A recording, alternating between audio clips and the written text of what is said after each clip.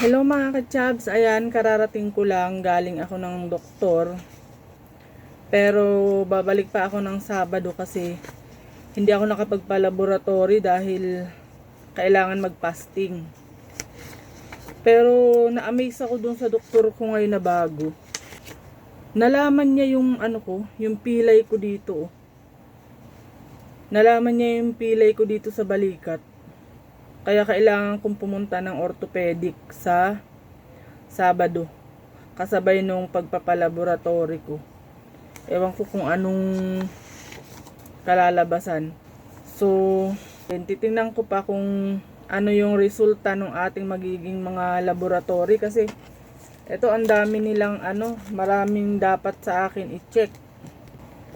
Ayan kailangan ko magpalaboratory ng creatinine, glucose, tapos hemoglobin, cholesterol, at saka yung SGPT. Yun. At saka meron pa palang isa. Ano ba yung isa dito sa likod?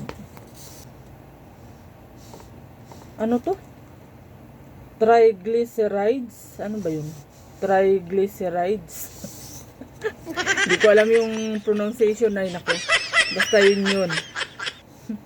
Basahin nyo na lang guys. Ayan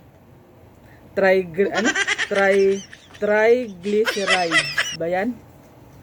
So yun lang, sana maging okay yung result ng ating mga laboratory.